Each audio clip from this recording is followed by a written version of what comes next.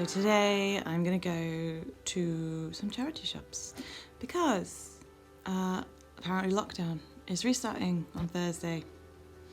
So this is my last chance for a little while, and I need to start thinking about Christmas presents. I need to get somebody birthday presents. I shan't mention who, but they potentially live in the same house as me. So yeah, I'm just gonna go on a little wander around the shops and yeah, see where the day takes me.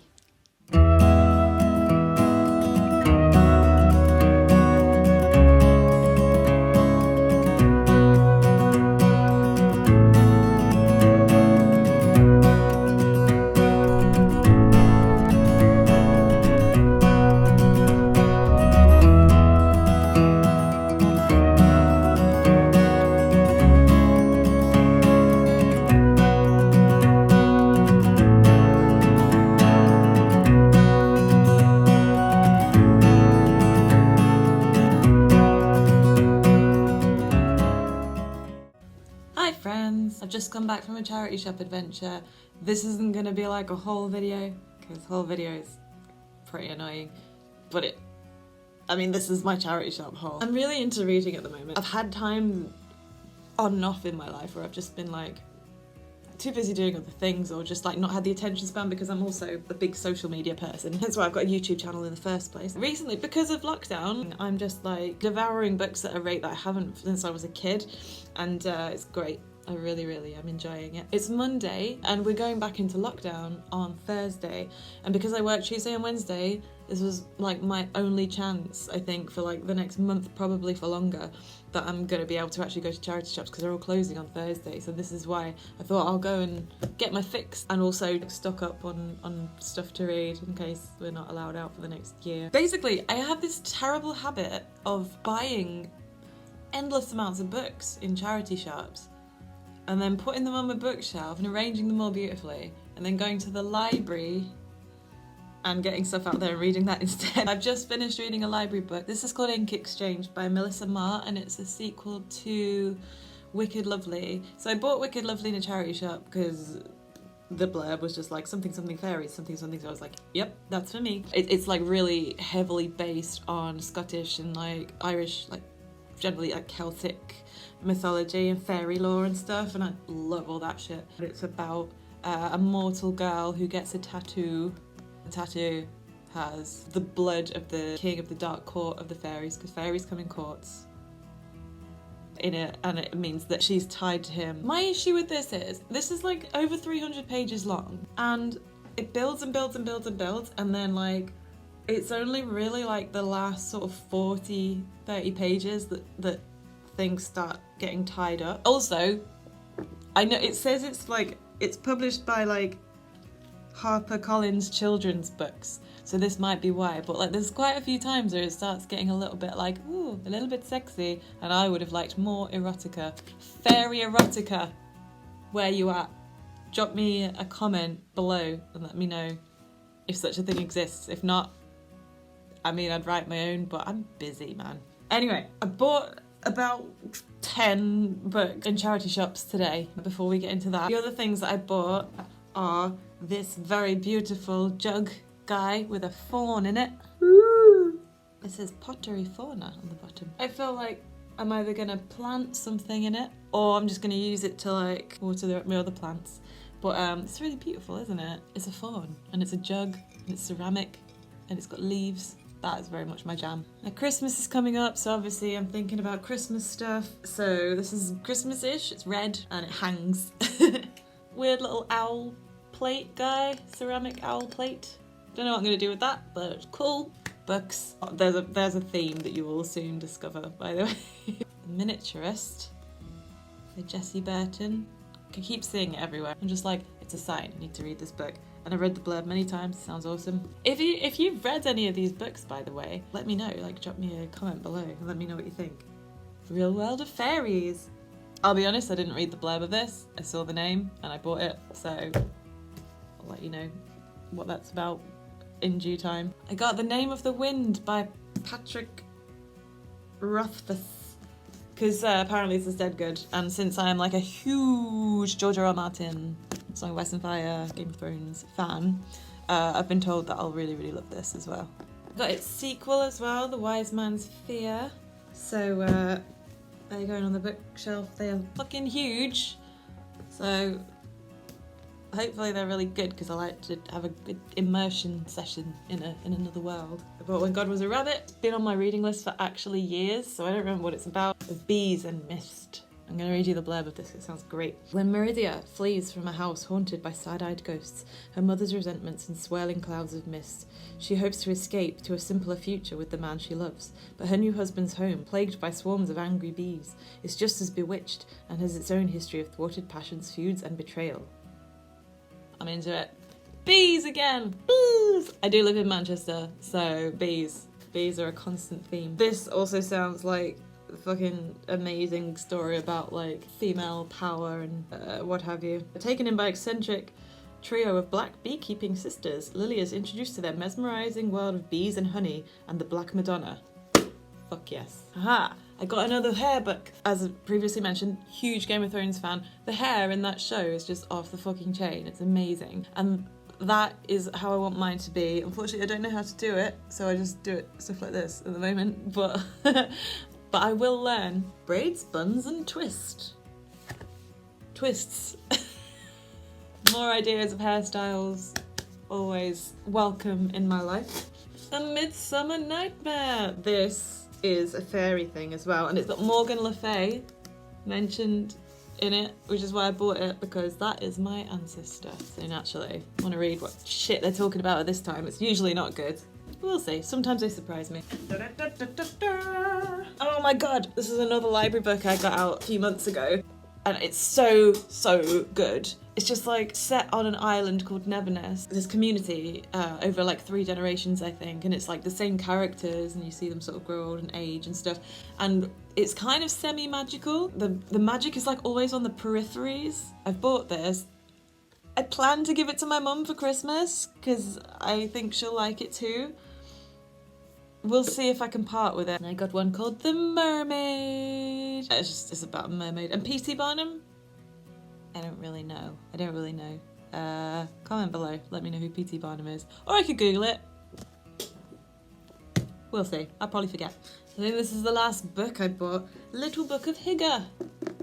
The Danish Way to Live Well. So my roots, on my mum's side, Irish. My dad's side, British and Scandinavian. He did the DNA test thing where you like spit in a tube and then they like look at your DNA and tell you where it's from. They said it's like Norway or Iceland, his DNA. Which made me so happy because I'm such a massive Scandifile. I've been like obsessed with like Scandinavian stuff for like years and years. This is a Danish thing, but close enough, right? So I'm really into Hygge. That's like my kind of whole concept for my house is like super cozy, really welcoming, really warm and lovely, and a place that you just are happy to be stuck in. And that probably would have been the case anyway, but like the fact that we moved in 2 days before lockdown happened in March probably has informed that slightly of just like, well, we're stuck here. Let's just make sure it's as fucking lovely as possible. Oh my god, it's such a good haul today. I've got one more thing. Woo! This is a cool little sequin pocket belt thing for festivals. If I ever get to go to one again, and we don't know, do we? I've got a shit ton of clothes just for festivals. My festival style is something I've honed to perfection. Suffice to say, there's a lot of sequins involved, right? Anyone who goes to festivals knows. If you don't have at least one sequined garment on you at all times, you're doing it fucking wrong.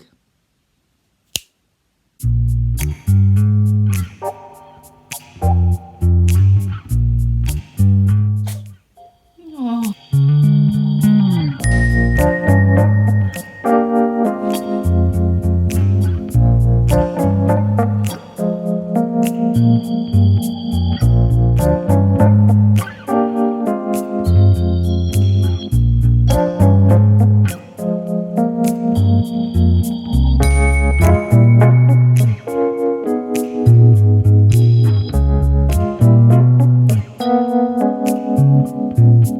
Yo. I think what I want to do right now is just a little bit of a art studio tour. So these are all my paintings from the last few years. You can see them all on my website, which is themagicalworldofshelleylafay.co.uk. Top two.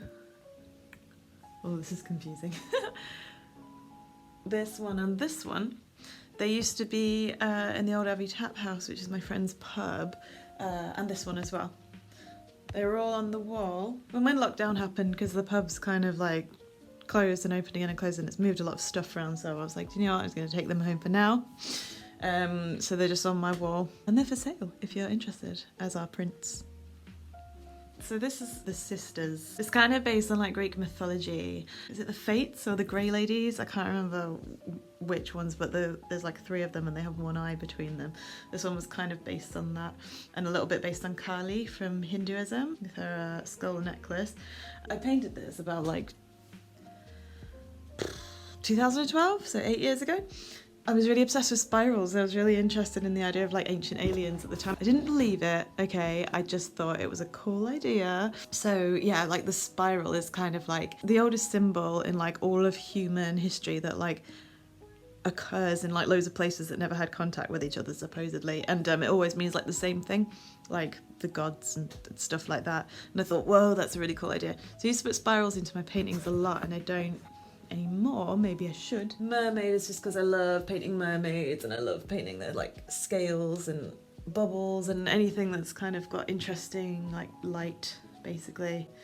And she's like a third eye because I was a massive hippie then. This is called Never the Same. Pretty self-explanatory, of just like heartbreak and putting yourself back together again afterwards. I did this really, really quickly one day. This is when I was like really unhappy with like my life basically, and I'd just been through loads of bad experiences, and so this was like me being dead cynical and just like my heart is frozen. There's crows around it, there's snow on it, and no one can thaw it. No one, ever, never, ever.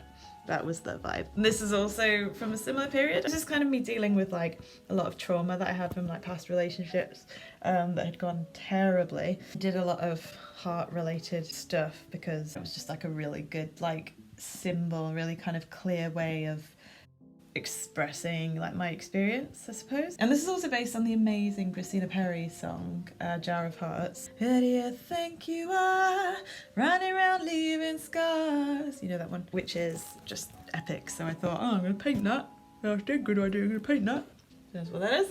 This is Forest Spirit. I started this years ago and I only just finished it last year because I think I just didn't really know how to finish it. It's just very much like everything and the kitchen sink kind of painting because of just all the things that I was interested in. I don't have a spiral in it actually, weirdly enough, but I've got so many recurring themes in my paintings, like ivy, antlers, hearts, this kind of like magical electro field around a being, and the full moon. I people have full names. I put full names in everything. This is based on someone who hurt me. As you can see, there's like the heart theme in there as well. And it's like he's got a clockwork heart because he's an automaton, robot kind of thing. And then this one I did really quickly. Last year, it was like a rainy night and I was just like, oh, I'm in the mood for painting something witchy. And this is called Moon Worshipper.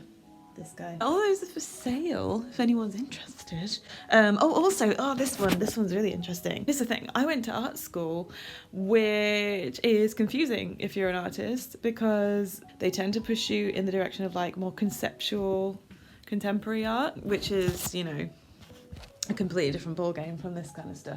So it really put me off doing anything for years actually. One day I was walking my dog, walked past a skip that had 2 canvases in it. They were in perfectly good condition. And I was like, I think I'll have them. I chose to take it as a sign, and I am quite superstitious, I guess. I do look for signs. It's kind of vaguely based on the idea of Gaia. This painting, like as much as it could do a million times better job now, it's like really important. The fact that it was like the thing that jump-started me painting again after like a year and a half outside of art school, not feeling like I wanted to.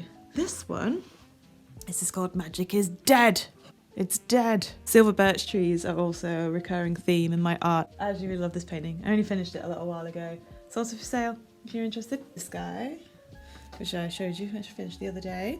We've got Autumn's Lady, which I still need to work on. I haven't painted with oils since before art school, and I have to say I'm loving it. And I meant to stick with painting with oils, and then instead I started painting Autumn's Lady, completely forgetting that I'd made that decision. The moon is not finished yet, don't at me. The texture that you can get from oil paint, like on fur and hair and stuff, is just, it's so different. It's not something that you get so much with acrylic paint because it dries too quickly. I'm really enjoying using that, and I am definitely gonna try and stick to oil paint from now on, I think. Then I've got like a load of ones in various states of unfinishedness. Completion, there you go, that's the word. So this one, I think when I was moving house, something spilled on it, unfortunately, so that needs cleaning off. But this is one that I started 7 or 8 years ago, and I need to finish it. When I started painting it, I was living with my ex in Liverpool. Halfway through painting it, he broke up with me, and this was kind of based on us because we both had dreads. I know, white people with dreads, and yeah, I know.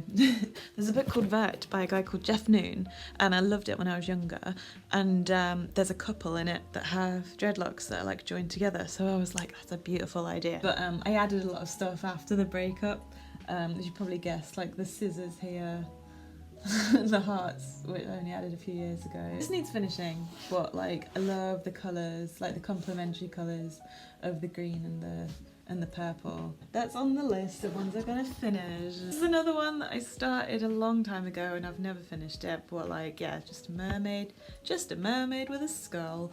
I love the idea that mermaids are like vicious creatures. I hate the ideas of like fairies and mermaids just being like, you know, basically beautiful, submissive female characters. I love the idea that they're just basically like kind of vicious, borderline sociopathic, don't care about humans, use us for their playthings, that kind of thing. This is another series I started a few years ago. The series is called Get Up Wolf Girl. I kind of started this series. She's always wearing a wolf's head. Oh, like this one actually. She's always wearing a wolf's head. So this is the initial trauma, basically. The arrows are like symbolic for me. It was like 5 specific events that are like meant that I was feeling terrible for a long time. So that is one that I really need to get on with actually. I think I'm gonna go over this with oils. So here's another one of those where she's just like discovering her power, I suppose. Here's another one that I did. This is a really quick one I did one night. Just because I love painting glass or like anything sort of reflective and the effect of light on it. This is the most completed of the Get Up Wolf Girl series, although still not very. Hearts again, but this time they're like hanging from the trees and she's eating them and it's sustaining her. Oh, I forgot about this, and also her heart is missing because she's been shot by arrows. Do you see? Yeah, this is sick. I need to finish this. This is amazing. I would buy the shit out of this if I hadn't done it. I guess this is kind of like completion, like the full circle of it in a way. is, yeah, there she is. I'm just gonna have like silver birch trees all around here, the crow. Because the crow is like a psychopomp, carries people to and from the world of the dead. Drinking blood from the skull of her enemies, wearing her wolf's head mask. Just like, do not fuck with us. One day I'll finish them. I've got so many to work on, oh my god. But yeah, the thing is that like, I'm never ever gonna like stop painting because you never run out of ideas, because the more work you do, the more ideas you come up with anyway. So it's a false economy really. I'm never gonna get like everything out of my brain and onto canvas, which is really sad because I feel like, well, what if one day I die? I mean, probably won't happen, but what if I do and then all of my ideas just disappear with me into the ether forever? Oh yeah, and here's the last thing. Sorry about the ladder in the way. I'm doing a white tree, like a silver birch tree. I'm planning to do them on every wall, not every wall, one in every room. Filming these vlogs has really made me realise how much I need to paint the wall, because look, I got to that far and then, let's face it, painting is really boring. There you go, there's a little tour of my studio so far. Hey, so I thought it'd be remiss of me not to mention that tonight is the night of the US election. It doesn't affect us directly, but we watch with interest. I think Matt's gonna stay up all night and watch it, or watch as much of it as he can. I'm too tired. It's like 10:30 now and I'm like ready for bed. I swear I go to bed like earlier every night. We'll see what happens. If there's any Americans watching, then I can't imagine how anxious you're feeling right now, whichever side of the divide you're on. But like, if you're watching my videos, I can guess which side you're on. Good night and good luck. Shelley out.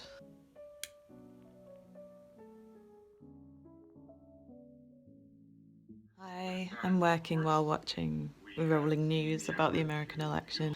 It's all very dramatic and exciting. And depressing. And horrifying. And apocalyptic. So, well done. A lot of boxes ticked. Can't fault you on your thoroughness.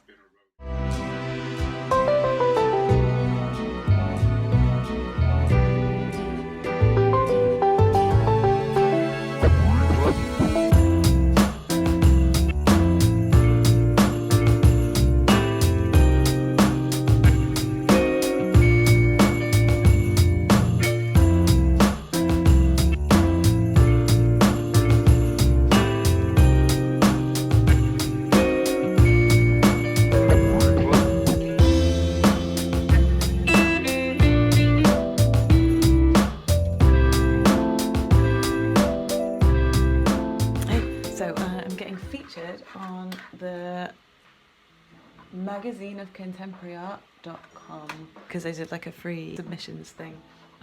So I just applied for it yesterday thinking it was going to take ages, and literally this morning they messaged me saying like, you're up. It's me in Cyprus back in 2014 with some of my paintings. There's like a nice high-res bright picture of the sisters. And there's a bit here that says, fancy this artwork? Make a direct offer to Shelley LaFay. So that's pretty cool. That's really nice of them to do that. I don't know what kind of readership this magazine has. Hopefully fucking enormous. Yeah man, look at this. Oh. My imposter syndrome is like going insane right now. But yeah, I'm just gonna ignore it and enjoy being featured in a proper magazine. Website. Woohoo!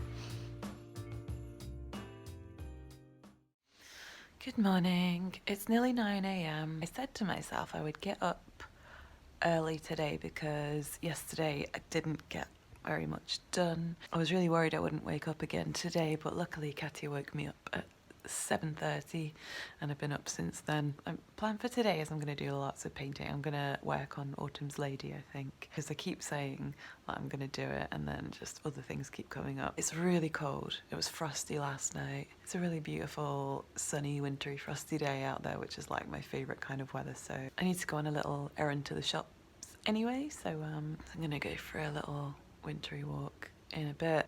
It should be a lovely day.